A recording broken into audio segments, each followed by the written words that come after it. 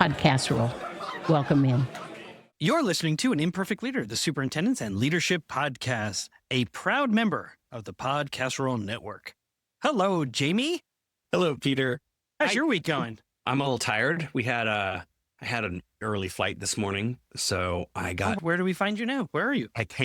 I'm home. I came back from Central Oregon, but there was no flight. Usually we leave, it's such a short trip that we can fly out the night after we're done with our work, but there were no flights, so I had to get on the 6 a.m. Ooh, Yeah. that's no fun. Well, listen, I got a flight yesterday from New York back to Seattle, and I got there 2 hours early because I'm a lunatic. In fact, I usually get there even earlier. So if I'm honest with myself, I got there 2.5 hours early and through security.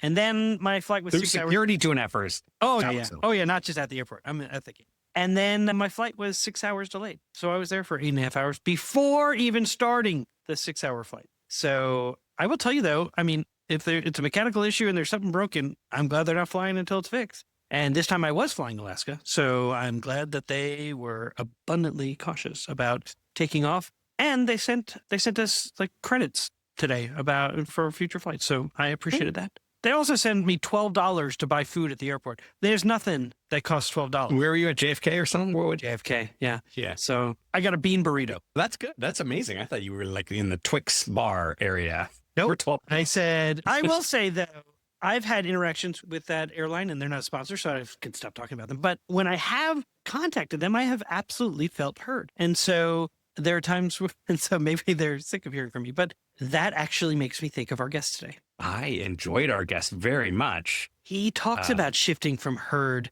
to held through shared leadership. I wrote right? that same down. So there it is. I have some big thoughts about this. Oh, I want to hear. I do want to bring one thing up. The interview opens with you asking about a Mets game. And I'm like, we are clearly time traveling. I know. He was so kind to tell me that the Mets won, and they did win that game. But that game, when was this, August? Yeah. Yeah, I got to talk with Matt a long time ago, and I'm really thrilled that we're finally airing the conversation. And I think it's coming in really at a good point in time. We're in January. Superintendents are taking stock of their budgets, taking stock of their staffing needs, having real conversations with their boards around their own evaluations, and thinking about their relationships to their staff and to their community. And so I'm super happy that we've waited. It is kind of funny he says the Mets win. And I'm like, oh, thanks, man. I really appreciate that. And then, but in the long run, the Mets absolutely. It turns out they did not win. They were not winners. And then got edged out by the Cincinnati Reds. Just terrible. So you can see on today's image, I'm wearing my Seattle Mariners hat. And maybe that's intentional. They had a much better end to their season, although fell just short as well of the World Series. What is it? But boy, they did great. Mid-January, January. Yeah. Yeah, pitchers and catchers are coming back in about a month. Pitchers and catchers, few weeks. I love it. Can't wait. Few weeks. I know. So do you want to get into the conversation with Matt and then come back? Yes, please. I think this is one, beyond maybe giving them that Matt Pitman is a school leader in Australia. And I just appreciate it when we have guests from other places, other countries, how easy it is to see how their system is similar to ours and make connections and approaches to leadership that are similar, while at the same time wanting to ask more questions about how their system works. Like, I feel both are happening at the same time for me. So I really enjoy it. Oh, that's great. Yeah, I loved it too. So before we go in, I do want to recognize our sponsor. And it made me think about how actually Dr. Matt Pitman, he says, we need to treat our students as people, not objects. And so I loved that as a phrase. And that's exactly why IXL is such a game changer for your schools. It's not just about data. It's about making sure that every student in your village feels held through personalized learning that automatically adapts to their unique levels. It's used by 96 of the top 100 school districts.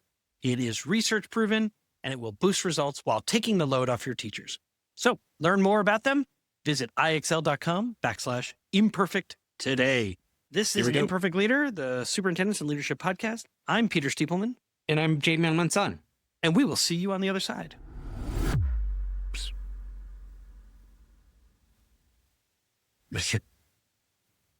Today on An Imperfect Leader, my guest is Dr. Matt Pitman. And Matt is an experienced educational leader. He has extensive experience in the leadership of curriculum teams and programs, student well-being, student improvement, and community engagement. And he's also the author of The Connection Conundrum, Empowering Teachers to Lead a Culture of Sustainable Connection. Matt Pitman, welcome to An Imperfect Leader.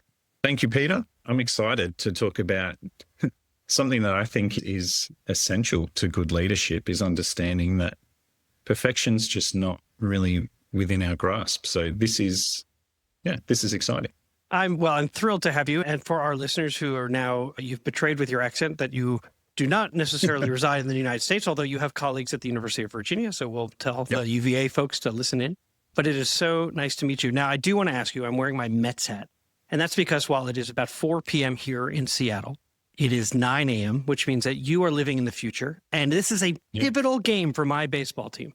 So can you give me any insights, since you can see the future? How did they do tonight? Look, baseball is not my game.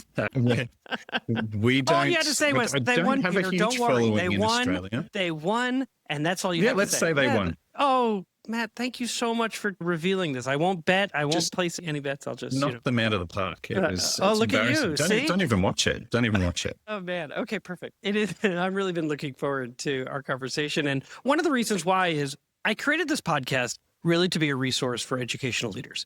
And initially I thought, we'll just focus on leaders from the US. And then I had the good fortune of talking to Vikas Potas and Daniel Sobel and Damian Macbeth, and certainly now you. And when I looked at the followers, I saw, oh, I have an uptick in Hong Kong, Philippines, and Australia. So I'd like to talk to you about something that we both care deeply about, and that is shared leadership.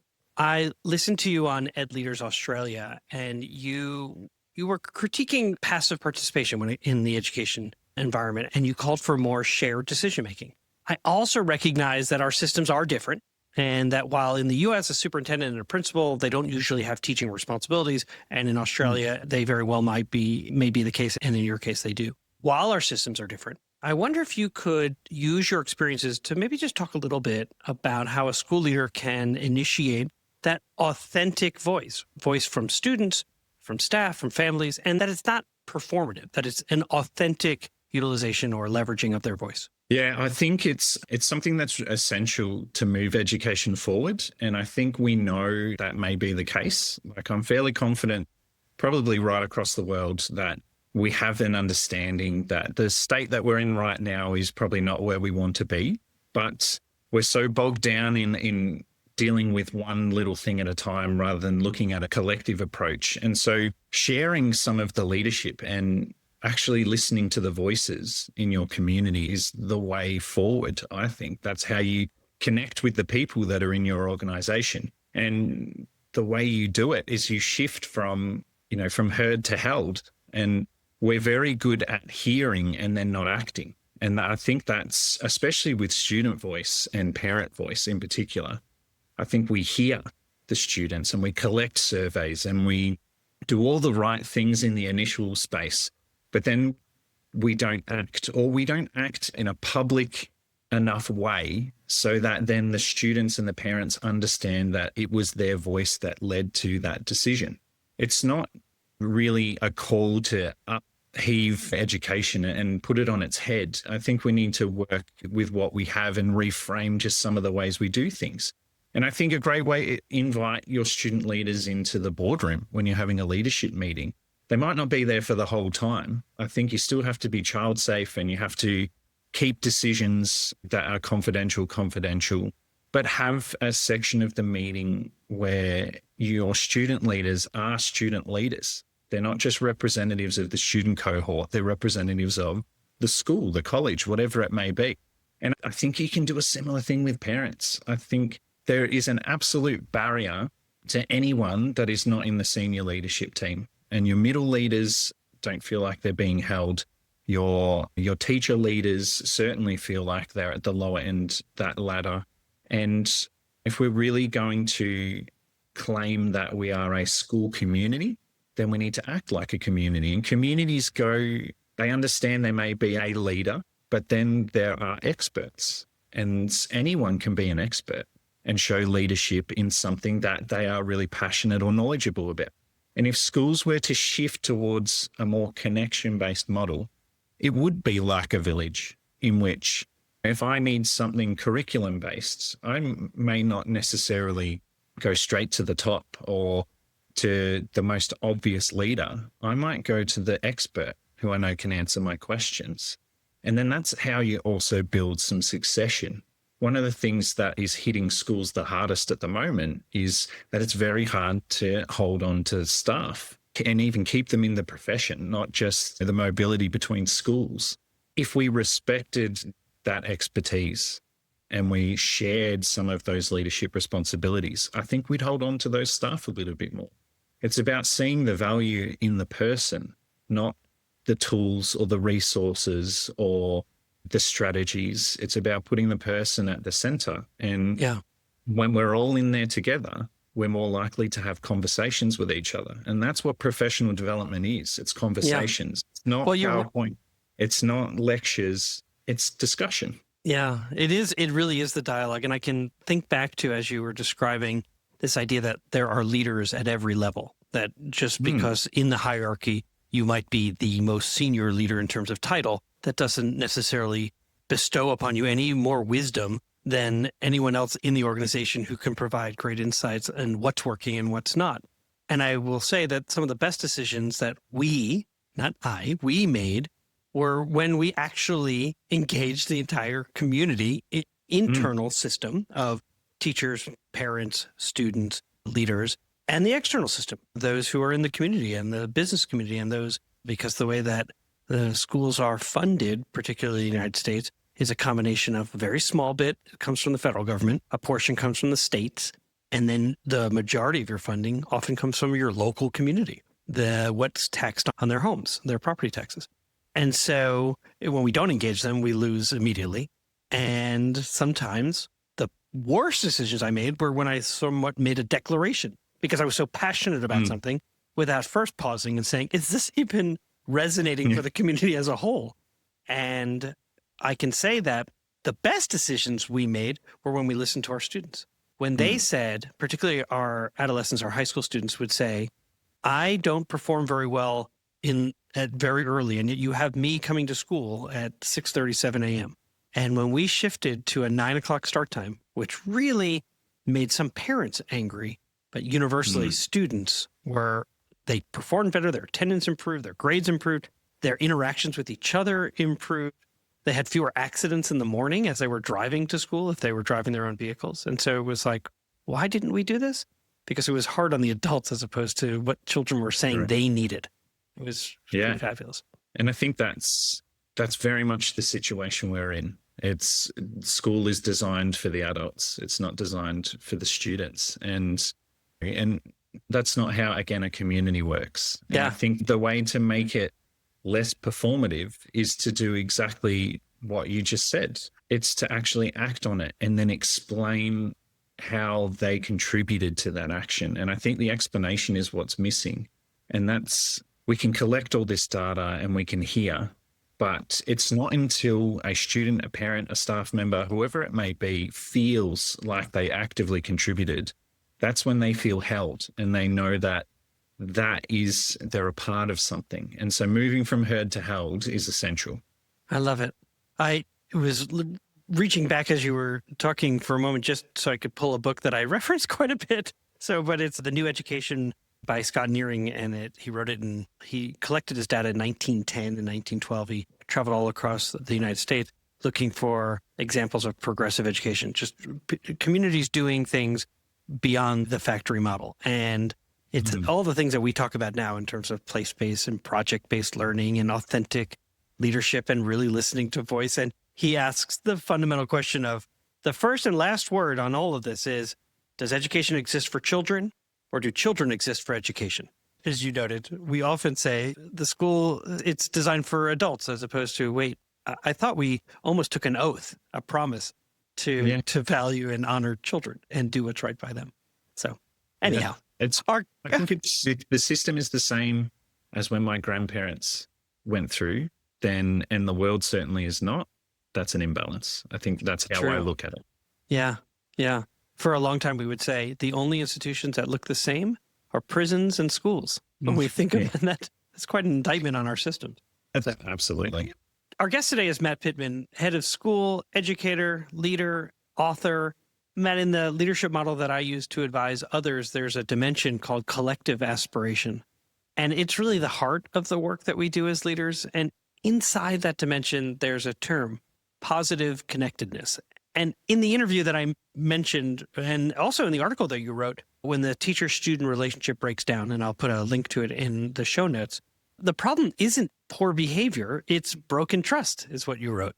And I was like, yes, it's totally true. I think about all those interactions I've had with children and adults when the response is when the tension is so high, it really has little to do with anything other than broken trust.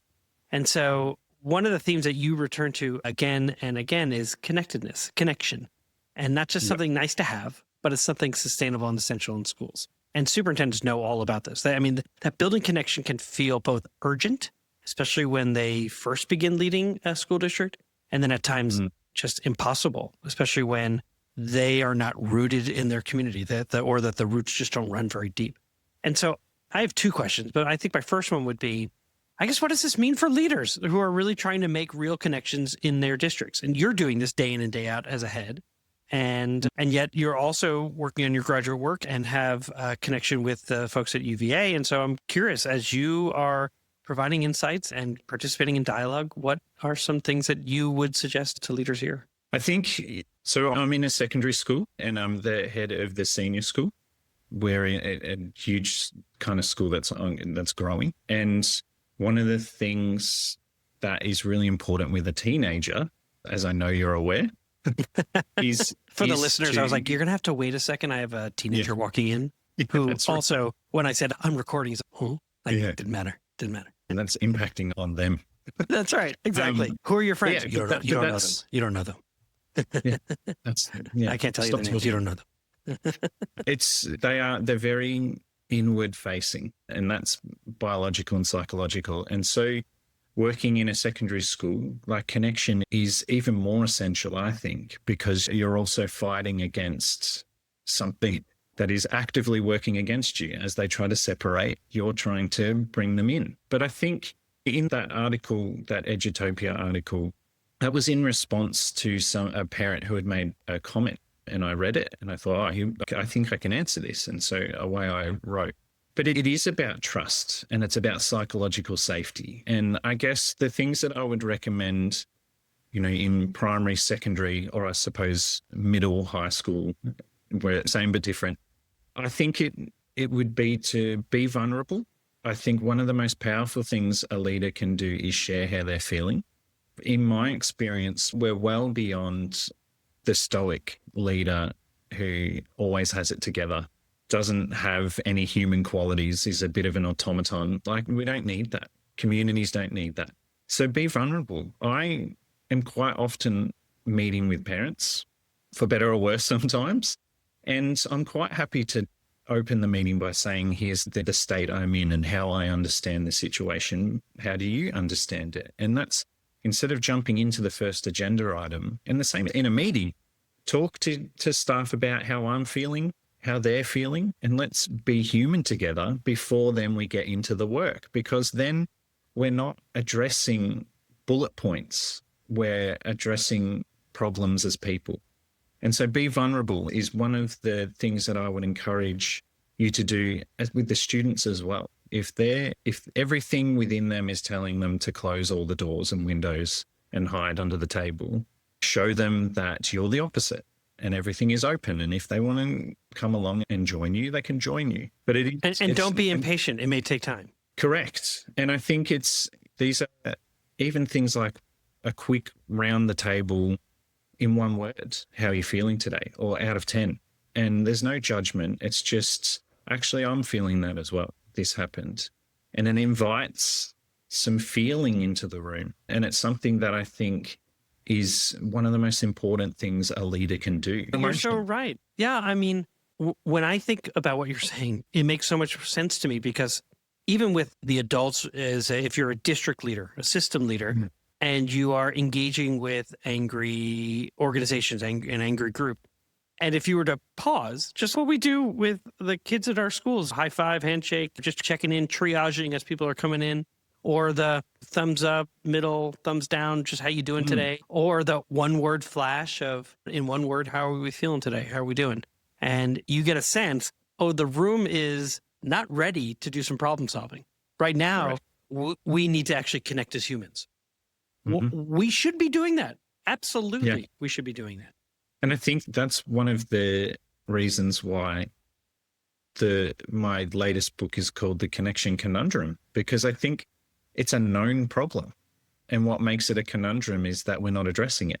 So we know that jumping straight into a meeting with heavy content at the end of the school day, if that's where the meeting happens to be, is not ideal. Nobody's going to be ready. But instead of taking 5 minutes to ready everyone or reset or just have fun, the second thing I was going to suggest is be fun as a leader. When I picture when I was at school, the principal or the senior leaders, they were very rigid, suit wearing, whatever it is. I wear a suit most days, except for when I'm teaching PE. But the suit isn't the defining kind of trait. Like I wouldn't want people to remember the suit and the tie. I'd want to remember the person in the suit and the tie. And I think that has become my goal, is you need to be fun. You need to be vulnerable. You need to be open to criticism. You need to ensure that if you're asking for something, that you're also giving it. And that's an exchange. That's a relationship. That's creating a sense of belonging. That's adding meaning to the meeting, to the whatever it might be, this group of people coming together, potentially against what they'd much rather like to do, professionally or personally. It's creating a space where it's safe to be yourself. And I think that when our focus is on just numbers, and we've become obsessed with numbers, when the focus is on numbers, which are a thing, and we group our people in our community and we put them in the same box, I don't want to be treated like a thing. So why would the people in my teams, I don't want them to feel like they're a thing. I want them to feel like they're a person. And 5 minutes given at the start of the meeting or the class or the staff briefing to remind people that we're in this together and that we're people, not things, saves you 10, 15 minutes, maybe a week's worth of work, because everyone will be in the room with you now. They're not thinking about what they have to cook for dinner or which of their children needs to get to practice, or life is going to just be put to the side a little bit because they're present with you doing what you're doing. And I think that's what a connected leader is to me. It's somebody who understands that people actually need to be the center, not just for marketing, but for success of your school. And our success can be measured in the scores and where students go to next, and college, university, whatever it may be. But our job is not to worry about that. It's to build the person and to help them become the best that they can be. And that's going to be on a continuum for every single person, but give people the opportunity to be the best they can be on a Tuesday, on a Thursday. Not 100%, but the best that they can offer. And I think you'll get more. You'll get more of the things you can sell, because I understand we still need to sell things, and we need to make sure we've got students in seats and staff at whiteboards, whatever it might be. But we can do it a different way, and we can do it without making people feel like they're an object. I have an idea of how you're going to answer this next question, because I think it will likely align or complement your amazing definition on a connected leader. How does the term an imperfect leader resonate with you? I definitely consider myself imperfect. I think it's an authentic and sustainable leader. It's somebody who can actually do the job. It's somebody who relies on others, who's able to open up and accept, that we don't know everything, and we can't. We're never going to know everything. And as soon as we think we do, or as soon as, if I ever felt like I was perfect, that would be the time for me to leave. It's an authentic leader is an authentic learner, and it's someone who is on a journey, not at a destination. And it's taken me it's been a bit of a roller coaster to get there and to that understanding. Again, it's a bit of a conundrum. I think we know this and we'd like this to be the case, but it takes a while to get there. But we ask our students and our parents to come along on a journey. We're on that journey too, and we're not external to it. We're not facilitating the journey, we're journeying. And I think that's what an imperfect leader is. It's someone who accepts that sometimes things will wait until tomorrow. Sometimes things need to be done right now. Not everything is going to go the way that was planned, but there is something to gain from all of those missteps. As long as you're not putting people at harm, then failure is just all part of the parcel. So I want to talk a minute about the Mosaic Project. It is one of our favorite organizations and has over 25 years of experience empowering students to really celebrate differences, communicate assertively, and resolve conflict peacefully at their outdoor school. I happen to have experience being part of the Mosaic Project, and so I can absolutely tell you it's an amazing organization. Their innovative SEL curriculum is now available to our Imperfect Leader audience. And so you can get a 10% discount through their new documentary film-based Mosaic Classroom Project. So just let the people know during your onboarding process to receive that 10% discount is to just mention an Imperfect Leader. Learn more about the Mosaic Project at mosaicproject.org. This is Greg Meyer, Jamie's partner at APC Leadership Collaborative. Superintendents know that school principals are the single biggest lever that any school district has for improving student joy and success. Unfortunately, there's very little professional development for the specific things that a principal has to do to improve their school.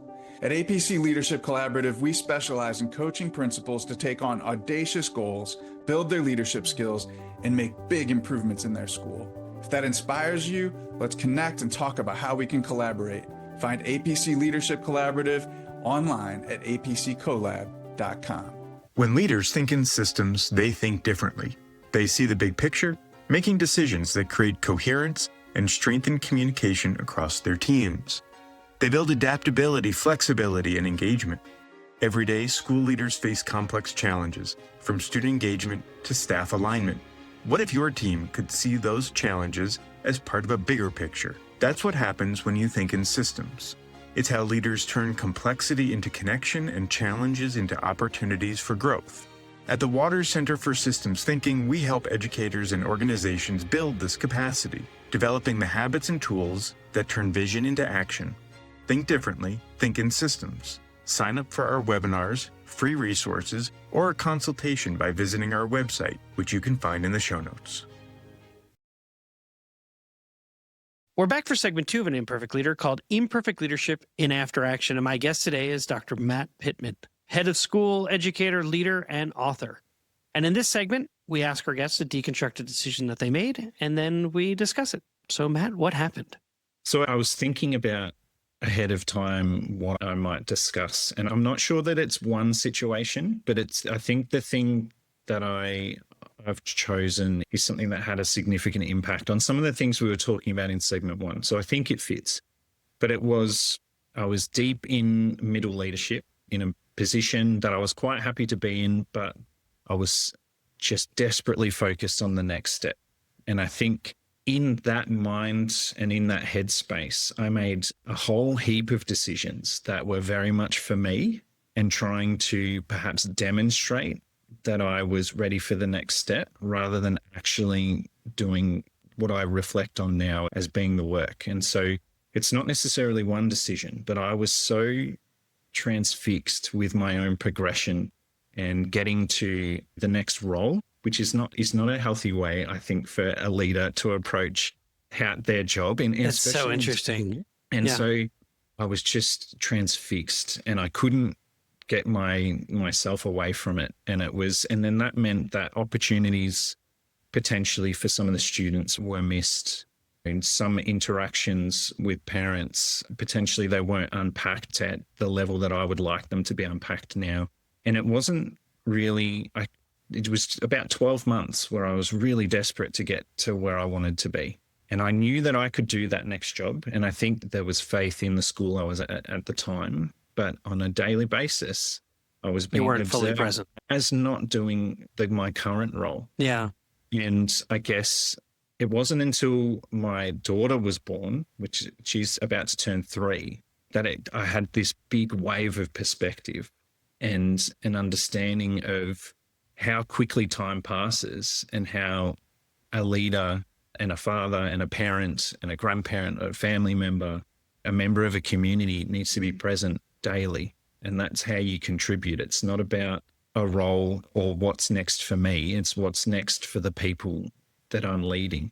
This is And- a great topic. And a couple of things. First, just as an aside, a 3-year-old is just a professional 2-year-old. Like they shed their amateur status and then they Yeah. are fully, No, they have language. She's a very quiet, sweet Oh. little girl. Oh, and then okay. occasionally, You see the professional. I don't know where she went. I just remember being like, whoa, that's every pushing terrible this way. 2s. Are you kidding me? So Yeah. it was really amazing. Okay, so that's just an aside. More importantly, your after action review here. And so if I understand correctly, you had an opportunity for promotion and you sought that with all your energy. And so we're going to ask about what got overlooked. You started to allude to overlooking parts of the importance of certain relationships with kids, with parents, because you were very focused. I write about this as well. I mean, there are some who wait for a promotion to come to them and it never comes. There are others who actively worked for that, and often it can be, at least in the United States, very much by gender and by race, about who is more likely to go after certain jobs and those who wait to be recognized and maybe picked. And so I'm really interested in that, if that's the case in Australia as well. But what I hear is you were all in on this next job and potentially overlooked some of your responsibilities or just how you could have meaningfully connected with the people that were in your current space or that space at that time. Yeah, I think what I overlooked was the importance of doing the job that you have. Yeah. And it's not something that I have had to focus on in any great depth again, because the lesson was learned. Did anyone much tell as- you that as you were much as the thing. campaigning? Like what are you doing right now?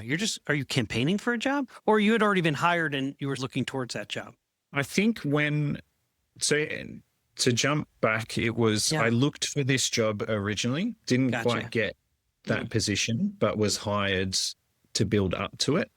And instead of seeing that as an opportunity for myself as a young leader to produce results that proved what I had spoken about in the interview that perhaps didn't quite land against other candidates or whatever was the case, I never questioned the process, but I had this opportunity to join this school and to prove myself. And instead of proving myself in the role, I decided to, I guess, approach it at a surface level. And I wasn't fully aware that I was approaching it at that level.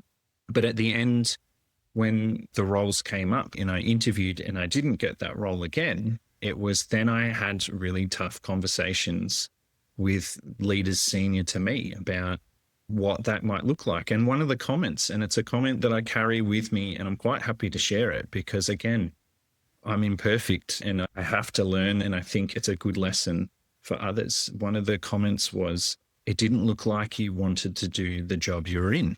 Oh, And that's a really, in the moment, I was not for that comment. I did not enjoy hearing that comment. But on reflection, that honesty and that clear one sentence that really cut to the center of the issue I had built for myself, that has had a meaningful impact on the rest of my career since that point, because it was true. I wasn't interested in doing the role I was doing. I was trying to use it as a springboard to get to the role I wanted. And instead of doing what a leader should do, junior, middle, senior, wherever you are, instead of leading in the space you have, I was leading for the space I wanted. And so I wasn't helping myself. I don't think I was ineffective. Like I was never pulled in to be told that things weren't going as they needed to go. But on reflection, by my own measurement, I wasn't doing what I would claim as success. not perfection, but success for me. And so that, whatever it was, 8 to 12 months, I look back on that now and think there's the springboard for growth, but there's a period of time where I missed opportunities. Yeah. And perhaps I didn't let anyone down, but I did let myself down. I was going to say, it sounds like there's somebody you let down. That was you. Yeah. And I I'm think curious. that, you can lead at the surface level and be competent, but that's competence, not the level I want to work at. And so that's my reminder. And so I overlooked a lot, and I learned a lot about the value of being in the room, as we were talking about in the first segment, and recognizing that if you're not discussing, and I wasn't talking about this, obviously, because if I had voiced it, perhaps somebody would have come in with some feedback and advice earlier, but also I wasn't being asked. And so that's where creating a community where people open and share and feel safe and have the permission to do so. That's what I want. What it looks like for it not to it. exist. So you are advocating for its existence. Yeah, it sounds like I wouldn't call it a balancing loop, but it was almost a reinforcing loop. So not being engaged meant that you separated yourself, and then so you're separated. So then maybe you're not included even more. And so you just keep pulling away even more. That's interesting to me. I'm curious about what you learned about relationships, maybe what new relationships formed, particularly someone had the courage to tell you something you may not have wanted to hear, but you needed to hear. And that's exactly what I was going to say. I think it's clarity, and it's lots of really intelligent and famous people have said similar things, but I think Brené Brown says clear is kind. I think that's totally three words, and it's really easy. It's really easy to think on. It's very hard to do as a leader. And I think in that moment, when I look back at it now, I look back at my assistant principal, who was the one who delivered that line to me. That was an act of courage, because we were friends and we were colleagues, and we got along, still do get along fine. There was no animosity there. And so that's even harder to drop that bombshell. And it wasn't convoluted. It wasn't long. There wasn't the big story. It wasn't the sandwich and the positive, negative, positive. It was just, here's something you need to hear. And I'm not going to explain to you that it's really difficult for me to say first, because the first thing you need to hear is this. And then we can talk about it. And I'm quite happy to do the same thing where I need to. Say something that might be a little bit brutal, but make it honest. Keep it short, and then explain to them, look, that was actually difficult for me to say, but I think it's what you need to hear. One of the mistakes, and it's something that I also did when I tried to take this on first, is I would front load it with how I was feeling. And it's not about me. It needs to be that message. And the more you drift and pad and add fluff before the message, the less impact it has. And that had a huge impact. I still think about it. It makes me a little bit uncomfortable to think about it, but that's good. That's, again, reminds me that, one, I've come a long way, hopefully, I think, and two, I'm imperfect, but that's what I'm after. I'm not after perfection. And it was very frustrating at the time to have, on one hand, not held the standards in the job I had that I would like to have, two, to not get the job that I wanted, and just be in this middle space. And it was very confronting. But I think that's where growth is created. Yeah. And confronting's the right word, because it's still confronting me right now. But I think it's worth sharing. I think it's something I'm grateful for it, and to you for sharing, because I think particularly those leaders who are listening right now who have responsibilities in terms of giving people feedback, being mindful of how they do that. And it is not about them. It is about providing the authentic, genuine, caring, compassionate feedback, direct, and then being able to then follow up with, so here it is. This is what is the problem I see. And I care so deeply for you, which is why I had to say it first. And then you can get into the other pieces of really attending to someone's feelings, if that is the piece that's necessary. And so here's how I can support you. Right. To address it. Yeah. Yeah. And so if you start with the supports, or you start with how I'm feeling as the person delivering the message, it gets muddied. Right. This is really So hard it's, for me. here's the harsh things, Right. but I've got you and I'm here and I'm going to do what I can to support you to do it. No, I'm not going to do it for you. I'm going to Yeah. support you to do it. That's the way. And it's Have not, you it's not also easy. discovered? I'm not good at it. Still, I'm still not good at it. We're human, and most humans, particularly if we're compassionate humans, we struggle with conflict. And that is, I think, completely normal. I'm curious about what you've learned from how much time you allow to go by before you give that kind of feedback. I would let things go sometimes too long because I would hope that things would get better. I try to model a more appropriate behavior. I try to reward those who were doing what I was hoping to see until you get to the point where you say, okay, I can't right this ship. I need to talk. I'm curious. It's case by case, I think. Sure. There's on a continuum of low level, this is just practice that we need to tidy up or whatever it might be, to this is going to be put somebody at harm. That really is going to pace out your decision. I think what I try to do is, my job as a leader is to empower the community that sits underneath the role that I hold. I don't like to think of it like the head of the table, but in reality, there is a hierarchy, there is a decision-making tree. It doesn't have to be something that's lived every day, but it's there. The structures are there. And so I would try to work through who is the direct report to this staff member, if that was the case, and try and work at that level. And then if not, bring the next person in. And we might skip a few levels if there's many to get things moving. But I think, again, my job is to build the capacity of everyone that's below me in that structure. I often say to my staff, my job is to create not my replacement, my challenger. When this tenure is up, I want you all to apply. And if I'm not the best candidate and I still want that position, I want to work for it. And that's my job, is to build.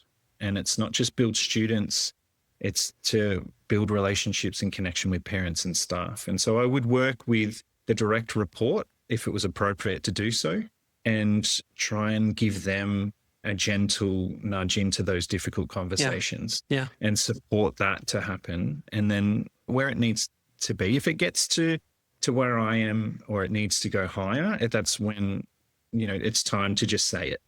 Yeah. But I think we can build skills and a bit of knowledge and see if that's where the issue is before we jump straight to the really personal kind of thing that's going to hit hard. And you never know how hard it might hit. And so if you have had all the support to start with, then there's something to fall back to. And you can say, well, I'm ready to step in and support you. And you've been with this person and you did this with this person. You have a team around you. I'm telling you, I'm giving you the hard word now, but I'm telling you that because we value you and we want you here. This is not you on the way out. This is because I want to retain you. And we think we can work together as a team. Do you sense that the experience you had influenced the way that you behave today in terms of how you approach these things? I mean, it's kind of a silly question, but we always end with, how did this experience, what did you learn from it? Or what was something that was good that came out of this experience? And it seems like you have a pretty good approach to leading, to managing, to engaging, to connecting with people you work with. Yeah, I hope so. Don't worry. Next week we'll have all your team on, and they'll no kidding. That would be a really interesting episode for me. I'm not sure if it would be for everyone else. Right. It's more a private episode than anything, and a really difficult Monday, the weekend after. I think it's obviously had an influence, and it's shown me the importance of, I guess, working with what you have in front of you, and on a micro scale, that is the role I'm in. And I still want the next position. I'm looking towards it. Like I'm actively having conversations and looking at what might I need to put together, but it's not put it together for that. It's talking to other people in roles that are above me about what are some of the things that you are doing, and then going, actually, we could do that here. And so it's in service of potentially both, but not at the cost of my current role. Yeah. And that's the lesson. That's a I real think shift. You can be ambitious, but that needs to be 30%. The 70 or more or whatever is appropriate needs to be where you're at right now, because you have a responsibility. And that responsibility is not to do a surface level job and then scoot off. Like it's again, you're responsible for people, not objects. And I think if I look back at that time, it was me looking selfishly at what I wanted and not considering the people that I may have been letting down or missing opportunities for or with. Perhaps not letting down, but maybe not pushing them to go that extra mile in service of my own pursuit. And there's a way to do both, but it's certainly not evenly weighted. And I think you always need to be ambitious and to grow. And that's what a learner is. And that's what we're trying to instill in our students. It's what I'm trying to welcome in our parents, to have a learning mindset and be open-minded. And it's what I need to be myself. And so part of my learning is I want to be challenged in the near future beyond what I'm doing now. But I also need to respect the position I'm in now. I'm not doing this position for that next step. I'm doing it because I want to be in the position I'm in. And when it comes time to prove that I think I'm ready for the next step, I will do that then, not now. I love it. Our guest today was Dr. Matt Pitman, head of school, educator, leader, and author of The Connection Conundrum, empowering teachers to lead a culture of sustainable connection. And I wrote just a couple of notes. One is, the overarching theme really is about being present.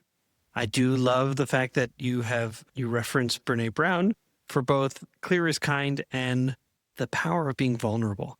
And a reminder to be fun. Like, our work should be fun. We should enjoy the people and make it a place where people want to be. And that we ought to look beyond the fact that sometimes people feel as if they are numbers. That means we have failed in creating the cultural field. And so speaking so clearly about we're not numbers, we've got to make sure that people feel as if they belong. And to your point, we're people, not things. Matt, thank you so much for being on our program. No, thank you for the invite.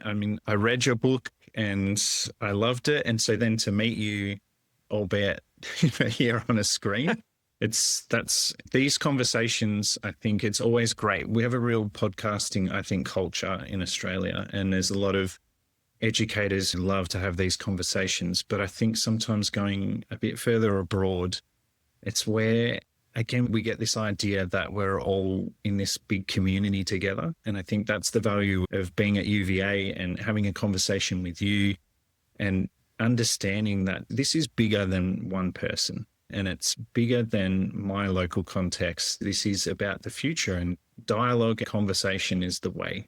That's the professional development. This has been fun. I really enjoyed it. So we're back. Peter, can we start with where the phrase you mentioned at the opening about shifting from herd to held? Yes, absolutely. It really resonated as someone who, as an educational leader that listens to a lot of educators and students and parents personally. Yeah. Moving from herd to held is very difficult. And the thing that I put down, my reflection was about how the reason why this doesn't happen, particularly from students toward school change or parents towards school change, is that adults are slow to change, period. Like, the reason why we don't change is it's not that I don't think people are not heard. I think the data is always heard. People are moved by what students have to say. But when you say that, means that they're saying we want to think about shifting how the high school schedule is done. We should probably talk about all the data. And it doesn't mean they won't. It just means the students you just heard will not see the impact of the change that they have instigated. And so my question that I raised to you as a superintendent is, what in your experience speeds up that process? How do you get faster from herd to held? I do think that one of the ways that I have noticed when we've wanted to So I can give you an example. I've used it once before. Yeah. About wanting to change the way that we did grades. And I'm not talking about standard reference grading. I'm talking about whether or not it was appropriate that our school district would move towards weighted grades. And we brought students in who felt so passionately about adopting that model because they would say, you tell me I should take an AP class to stretch myself, then I will be more likely to graduate college if I take one and even two. However, I got to get into college. And so if I take that class and get a C, I understand what you're telling me. That experience helps me better be prepared for college, but it's a C on my transcript. But if you weight the grade, it may now be a B or a B to an A. And so I was so moved by their insistence that if they're going to give a little, we better give a little kind of thing. If they're going to take the risk, we need to accommodate them. So I thought for sure my board would be all on board. So we did a work session. We did a philosophical chairs kind of thing where the kids made a statement and then board members would move based on how they perceived the information. And we would then ask each of them to say what they were thinking. And I couldn't believe it that it failed 4-3 in terms of moving forward, that they thought we've never had weighted grades, so why should we start now?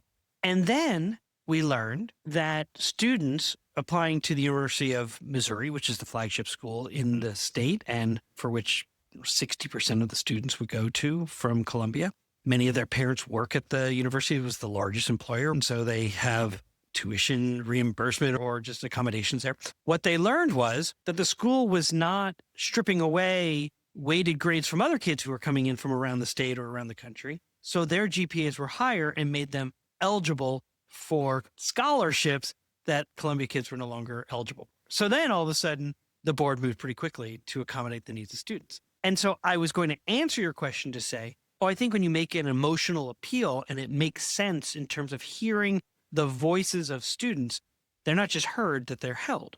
And I saw that when it came to start times. Students actually convinced the board that was important enough for their safety and their health and their ability to achieve in school that they made the change to have start time start at 9.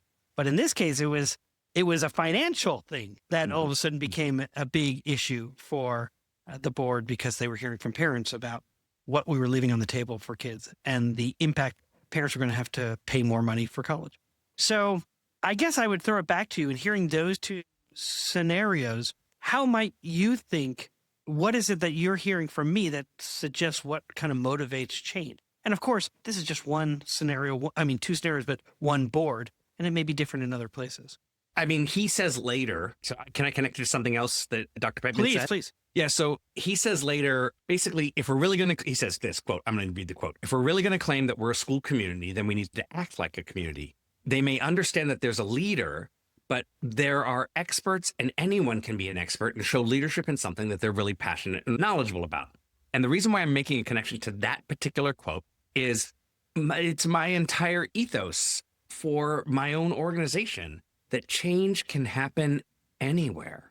Like waiting for the board to vote so that it could do the thing, that you could put a policy in, all of that is helpful for system-wide change. But instigating change, oh, it's terrible. It's a terrible system. Don't do that. Yeah. You're constrained by the fact that the board, that's their authority in terms of how grades are issued, and they have to be the ones to do it. And potentially what you're saying is, and I'll return to that quote too, because I also highlighted it, because I thought to myself, I mean, he says, if I need something curriculum-based, I may not necessarily go straight to the top. I might go to the expert who I know can answer my questions. And so maybe if we had started with the counselors and our data department and said, let's just create weighted grades just to see what it would mean for sending it along with the student's transcript to the college so that they can be eligible. And I'll start working on the board around why that's important. Exactly. Yeah. My theory of action, and where I do see change as quicker, is I have a better chance of change I'll do instruction. Instruction will improve more quickly if I talk to fifth grade teachers. Talking to fifth grade teachers is more likely to improve instruction than any instructional framework adoption. It's just going to be faster. They're going to be more open. Will they have the right research Maybe if they have a coach. But if they don't, it doesn't really matter. What they need is someone to rely on each other for strengths and weaknesses and to start a system where they start to figure out like what do they want to try, et cetera. So I don't think that herd to held goes as quick as it should usually in our systems. But I think that if we don't say the phrase herd to held, if we don't hold that as a value, it won't. So the thing that I think what Dr. Pitman is saying is hold it as a value and you are more likely to get there. Number two, you don't have to rely on it going the same direction every time, that there's got to be multiple different ways to do it. This is my principal leadership in the 101. Like anything that anybody else can do, it's all yours, baby. Take it. I do not feel responsible for any one thing. I feel responsible for all of the things. And so let me say, if I can continue the conversation around what were some of the things that stood out to you, I think that's an awesome entree into when he talks about traditional leadership, that we are beyond the stoic leader, which I thought was kind of funny. I think that's very much part of the Commonwealth, of Australia, New Zealand, Canada, UK, that this stoic leader. To some extent, the US has had that. It's been more leading by decree as opposed to leading collectively in a shared manner. And so he says that's no longer the way that, and it's no longer effective, and that one needs to be vulnerable and to be human together and all of that to do that work. And I feel like that's an extension of what you just said in terms of trust the people to get their work and do that work together. As you have noted, when it comes to students learning, the conversation is essential. And I think that's with adults too. The conversation, even if it drifts to other things, always comes back to what is the work we're doing and is essential. And so I'm really thinking about that quite a bit as I'm thinking about the new role I'll be taking starting in the summer. And how do I balance what were probably traditional faculty meetings in my past as a principal and rethink them to, do we all need to be in that space together? Probably initially to celebrate each other and be together and remind each other that we're doing this work together, because sometimes it feels isolating to be in your classroom and the only time you see them is at lunch or on the playground. And then at the same time, give them the majority of the time to be together, to work together and do that work. And then I can float and visit and see what's going on. Love that. Exactly. Yeah. That's what I'm thinking. It connects to something else he said that, there's multiple things he said that I'm like, oh, this resonates for me because I'm trying to live to that. That's what I'm trying to do in my work, and my educational ethos is tied to this. He says, this one's a little bit longer of a quote. He says, quote, it's about seeing the value in the person, not the tools or the resources or the strategies. It's about putting the person at the center. And when we're all in there together, we are more likely to have conversations with each other. And that's what professional development is. It's just conversations, not PowerPoint, not lectures. It's discussion. You just said it. Yeah. I could not agree more. Yeah. And here's the thing. It's amazing because what you just said and what I was somewhat alluding to is aligned to another quote that he had, which was, when we take 5 minutes to connect as humans, he says, it saves you 10, 15 minutes, maybe a week's worth of work, because everyone will be in the same room with you. So you're there with you now. And then to your point of doing that work. Exactly. And giving people that time together. What I think is I never walk into any space and I try not to anyway. I shouldn't say never, but I really try not to walk into any space as the expert. I'm not an expert. I walk into the space with the ability to facilitate discussion. Why is it called professional learning? Professional development? Because all I'm doing is creating conversations. That's all I'm trying to do. I don't lecture. I'm not a trainer. That one I don't love at all. Like, to some degree, I don't think you can actually be trained to be an educator. It's too complicated. It's way too complicated. You could be trained to fix a bike. A bike has this many parts, and it's definitely complicated. I'm not indicating that it's not complicated, but it's not. I think you're saying it's complex. It's so complex. Exactly. We've talked about that. Yeah. Yeah. There is exactly. Yeah. That's interesting. I wonder also, as we were thinking about just with the time that we have left, thinking about his after action review And I'm curious to know what you thought, and I will just preface it by saying I thought it was marvelous because it is clearly the way that so many leaders have find themselves leading.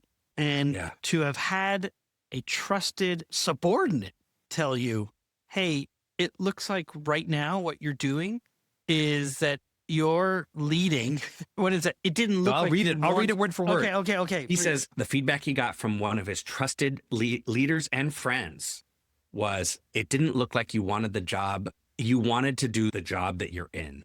It didn't look like you wanted to do the job you're in. Brutal. Honest. Could that resonate more for both of us in this moment? Like, I'm so interested in your own take on that, given that you just applied for, traveled down to another country, are taking up a whole new job in another country. Oh, you don't even have to talk about that. I can tell you from my past life, when our superintendent retired or announced his retirement, I was at a conference in Miami, and almost immediately in my head, I shifted to a campaign in my head. All right, got to campaign this. Played it out. Who are the people? Who are the 7 board members? How do I whip up those votes? How do I make sure I get at least 4? It didn't even matter in my head at that moment that I was going to limp in if I had 4. 4. My gosh. And so I had similarly, she was a colleague who said, it looks like you're campaigning. And it was essentially, it says, it looks like you you don't want the job that you're doing right now. You're more working towards the job you don't have. And so when he said that, it was like, oh, it's so human that we do that. We get in our heads around, oh my God, this is the opportunity. And then how we've been socialized. So I was socialized in a way, it was like, of course you're going to be superintendent, then probably you'll be governor. It's like, wait, why? Wow. Why? And so I'm telling you. And so I started reading a book. I actually just finished it on the plane, since I had 8 hours and then 16 hours or whatever to get home, called 4,000 Weeks by Oliver Berkman. On average, in our lives, we have 4,000 weeks. What are you going to do with them? Kind of thing. Oh. And some of us will live longer than 80 and some of us won't. But 4,000 is probably a good number to be thinking about in terms of your life. And he went after the way I used to organize my time, probably still do to some extent, is how can I become more efficient? The getting things done model by David Allen. So if I can do it within 2 minutes, I do it right away. If I can't, I put it into this inbox and then I work towards inbox 0 and I become super efficient because I'm kind of scatterbrained. So if I'm not super efficient, then I don't know what I am. But what he reminds me or tells me or teaches me is, Berkman, is that really all that's doing is giving me more time to do more work, as opposed to what is it that you truly want to be doing. And so that book confirmed for me this job in Cartagena, which was do the work that brings you joy, as opposed to the work that you think you're supposed to be doing. Do the work that you've been assigned right now. You and I should be focused on this podcast, doing this work right now, as opposed to all the other things that are distracting us in our lives. And then we finish, okay, then we can bring our focus. And he also says, be ruthless about 3 things that you're going to be focused on. And then everything else, even if they're nice, you don't do them unless you're replacing one of those 3. It's been, and he tells great stories. So I highly recommend it. It was my friend Ian Varley, who wrote the music for our podcast, recommended it to me, and I just ate it up. I'm all in. It's interesting. I really responded differently to the prompt given my current state, though it resonated with me. I said I want to read my notes. I basically said educational work is in turmoil because public schools are in turmoil. So my work is in turmoil. And recently, as I try to figure out and navigate that turmoil, I've made choices that are not about necessarily doing the best work of the job that I'm in currently. They're about trying to make it survive, keep going, navigate the challenges over here, or the depression that comes up with this big change. It's changing. And so I'm like, oh, I feel lethargic. I feel not motivated. All that kind of stuff. And his reflection really touched me in that, oh, I'm afraid. I'm really afraid of the change. And so I'm doing things that are selfish in nature in order to navigate the fear that comes with this change. And I'm trying to let that go. I'm trying holding on to what has been as opposed to embracing what could be. Yeah. I mean, and to some degree, I think that making moves the examples are things like using language that I think is a little bit more ad focused sometimes in the way in which I talk about my work that I never did before. And I did that because I'm like, this'll goose it. This'll get us another little bit of work. And it's inauthentic. It doesn't align to who we are as an organization. So much so that when I read it in a newsletter or whatever it is, I go, yuck, I don't like that. Who's that? Yeah, exactly. And so I'm going through that right now as I try to make sure that I'm staying true to what I care about and that I'm doing the job that I have right now as best I can. Good for you. Yeah. No. Truly. That's a really deep reflection that you're doing in a public space. And I truly think that those who are listening are also grappling with a fundamental change in the landscape of education Right. at whatever level that they get to lead. And So it so, would be helpful for me. A coach. yeah, It's actually not a lie. I bet you there's someone listening who said, I'd love to talk to you. That'd be great. I'd love to be That'd with you. great. I'd love a little help. They could put that in the show notes. Not the show notes. They could put that in their 5-star review. Hey, Jamie, give me a call. I want to talk to Dr. Pitman about the future of the Warriors as well as the future of the Niners, both of which are up Well, in yeah. the air at the moment. He's a fortune teller, so get ready. But that was a wonderful conversation. When I walk away from all of these internet, I do this from all over the States too, but the international ones particularly makes me go, gosh, we should go to Australia. Let's go see that school. Oh, I know he'd welcome us. He's a superstar and just finished his doctorate at UVA, so he's been coming to the States a little bit. Although I don't think we'll see him anytime No. soon. All righty. All right. You've been Well- listening to an Imperfect Leader, Superintendents and Leadership podcast, and we will see you next week. Jamie, I'll see you next week. I'll see you next week, Peter.